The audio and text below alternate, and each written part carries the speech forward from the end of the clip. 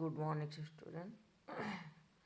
मैं आपकी हिंदी टीचर जो आज आपके वीडियो का विषय है वाक्य।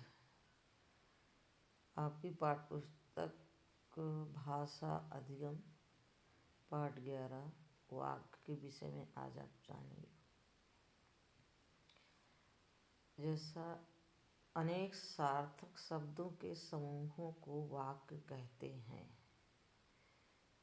सार्थक शब्द वर्णों के समूहों को नहीं, सार्थक शब्दों के समूहों को वाक्य के नाम से जानते हैं। परंतु ये शब्द सार्थक और एक निश्चित क्रम में होने चाहिए। सार्थक भी होने चाहिए और एक निश्चित क्रम में। क्रम मतलब कि पहले कर्ता, फिर क्रिया, फिर कर्म, फिर काल। ऐसे शब्द एक क्रम में होंगे तभी आपका अर्थ सही आएगा। अन्यथा अगर क्रम में शब्द नहीं होंगे और सार्थक नहीं होंगे, निरर्थक होंगे, तो वाक्य अपना अर्थ नहीं प्रकट कर पाएगा। उदाहरण में जैसे दिया है इसमें, भी मैं पीऊँगा दूध। यह शब्द क्रम में नहीं है, इसलिए कोई अर्थ देने में समर्थ नहीं है।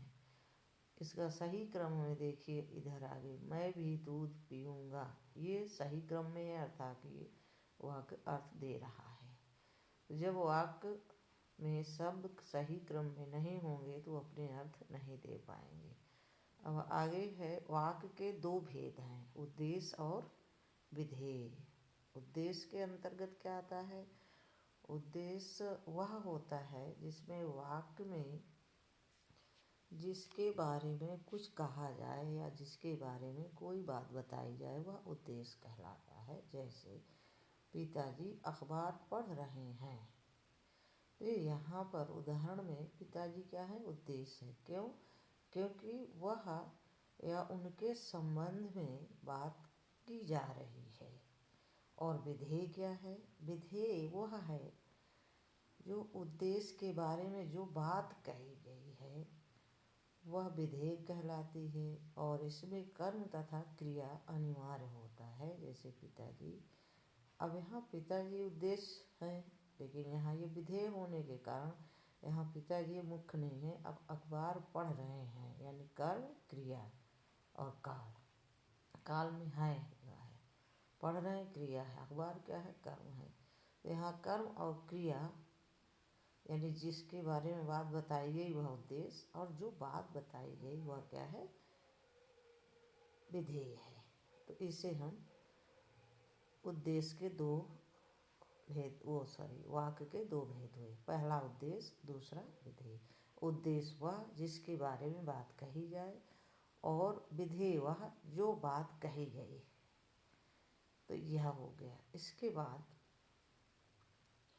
अब है उद्देश्य और विधेय में विस्तार कैसे होता है। उदाहरण में मेरा भाई रमेश जा रहा है। अब इसमें उद्देश्य में और विधेय में विस्तार हो गया है। कैसे? यहाँ पर रमेश करता है और उसका विषय है मेरा भाई, अर्थात विस्तार मेरा भाई है।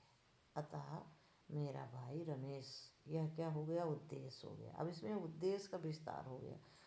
जबकि रमेश खाली उद्देश्य है, लेकिन यहाँ पर कह रहा है, यहाँ पर जो मेरा भाई रमेश जा रहा है, जा रहा है क्रिया है, लेकिन भाई मेरा रमेश। तो यहाँ पर मेरा भाई रमेश, यानी पहले मेरा, फिर भाई, फिर रमेश।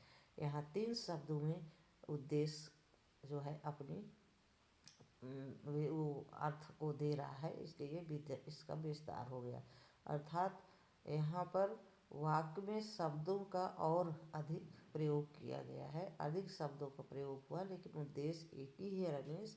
लेकिन रमेश के साथ मेरा भाई जुड़ा है, तो ये उद्देश्य का विस्तार हो जाता है। यानी विस्तार से बात को बताना, वह उद्देश्य का विस्तार होता है। तो इस प्रकार से ये है, वाक्य में उद्देश्य और विधेय का विस्तार होता है। तो इस प्रकार से आपका आज ये, इसमें आपने पढ़ा वाक्य। वाक्य अनेक शब्द, सार्थक शब्दों के समूह को कहते हैं, और इसके दो भेद हैं, उद्देश्य और विधेय। फिर उद्देश्य और विधेय का विस्तार। इसके आगे का आपको जब आपकी गूगल मीट क्लास चलेगी उसमें समझाएंगे। धन्यवाद बच्चों।